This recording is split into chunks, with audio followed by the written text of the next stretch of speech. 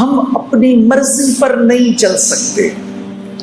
یہ وہ بات ہے جو میں آپ کو بتانے آیا ہوں، کیونکہ آپ کا ایک مقام ہے، آپ اشرف المخلوقات ہیں، آپ اپنے نفس پر نہیں چل سکتے.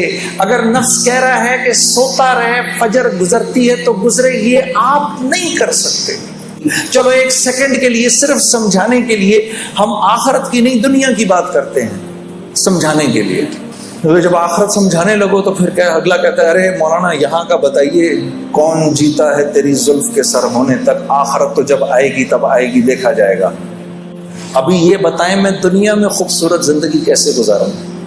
کل کراچی ایئرپورٹ پر جب میں یہاں آ رہا تھا تو ایک بھائی میرے پاس آ کے بیٹھ گئے. ہم مسجد میں نماز پڑھنے لگے تھے تو وہ میرے پاس بیٹھ گئے. مجھے کہنے لگے مجھے بتائیں میں دنیا میں ایک خوبصورت زندگی کیسے گزار سکتا ہوں.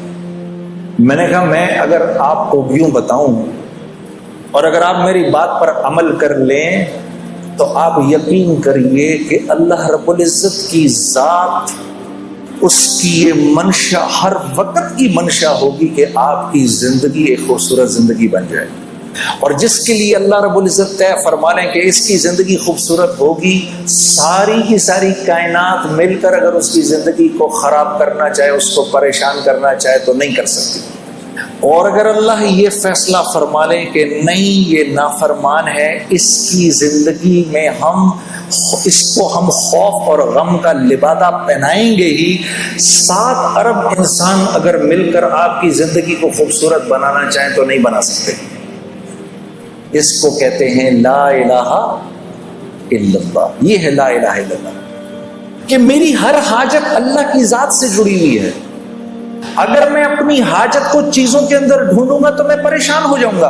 اگر میں یہ سمجھوں گا کہ میرے بھوک کا تعلق میرے معدے سے ہے تو پھر میں مخلوق سے جا کر اپنی ضرورت کو پورا کرنے کی کوشش کروں گا. مخلوق تو خود ضرورت مند ہے، انہیں تو خود ضرورت ہے، وہ تو خود بھوکے ہونے والے ہیں تھوڑی دیر کے اندر، اس کو تو خود بھوک لگنے لگی ہے تھوڑی دیر میں. میرے دوستو بھوک آتی ہے اللہ کے بھوک کے خزانوں سے، اس کا تعلق معدے سے نہیں ہے. آج تو یہ بات اتنی عجیب ہے کہ اس بات کو کرو بھی تو مسلمان کی اولاد بھی آپ کی شکل کو ایسے دیکھتی ہے کہ جیسے پتہ نہیں کون سی انوکھی بات کہہ رہا ہوں میں. لیکن یہ سچ ہے، یہ اللہ کی سنت ہے، اس نے کبھی تبدیل نہیں ہونا. میرے بندے وَفِي السَّمَاءِ رِزْقُكُمْ وَمَا تُوعَدُونَ، جو رزق تو اپنا دنیا میں ڈھونڈ رہا ہے اس کا تعلق زمین و آسمان سے، ساری کائنات سے نہیں ہے. یہ تو ہم آسمان سے اتارتے ہیں تیرے لیے، پھر تو جھوٹ کیوں بولتا ہے. اب وہ مجھے نوجوان کہہ رہا مجھے بتائیں میں کیا کروں. میں نے کہا بھائی دیکھو، دنیا میں اگر اللہ کی مان کے چلو گے تو یہ اللہ کا وعدہ ہے کہ اللہ تمہیں حیات طیبہ دیں گے. اور حیات طیبہ اور زندگی کا نام ہے. جو زندگی اللہ لمبی کر دیتے ہیں، نیک انسان کی زندگی اللہ لمبی کر دیتے ہیں، اس کی تقدیر بدل دیتے ہیں. اس کی تقدیر میں جتنے سال لکھے ہوتے ہیں، جب اس کی زندگی کے اندر اپنی فرما برداری دیکھتے ہیں تو اس کی زندگی کے سالوں کو بڑھا دیتے ہیں. آسمان سے رزق کے وہ دروازے کھولتے ہیں جو اکثر نہیں کھولتے. اس کے لیے خاص رزق اترتا ہے. اللہ اس کو لمبی زندگی دیتے ہیں، بیماری سے پاک زندگی دیتے ہیں، خوف سے پاک زندگی دیتے ہیں، غموں سے پاک زندگی دیتے ہیں اس کو. تو میں نے کہا یہ رزق جب تمہارے گھر آئے گا تو اب تم مجھے خود بتاؤ، جب یہ تمہاری اولاد کے جسم میں یہ خون میں دوڑے گا تو اولاد اللہ کی فرما بردار بنے گی کہ نافرمان؟ تو میری شکل دیکھنے لگا، پھر کہنے لگا نافرمان. میں نے کہا یہ رزق جب بیوی کے خون میں جائے گا وہ وفاداری کرے گی بے وفائی؟ کہنے لگا جی بے وفائی.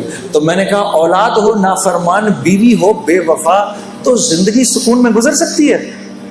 میں نے کہا گھر کے جو نوکر چاکر ہیں جب وہ ایک کھائیں گے تو تمہارے ساتھ وفاداری نبھائیں گے کہ بے وفائی کریں گے؟ کہا جی بے وفائی. میں نے کہا جب یہ تمہارے جسم میں جائے گا یہ نافرمانی کا رزق تو تم اللہ کی فرما برداری کرو گے نافرمانی کرو گے؟ رات کو تہجد کے لیے اٹھو گے کیا پھر تم؟ رات کو تہجد کی نماز پڑھو گے کہ فلم دیکھو گے؟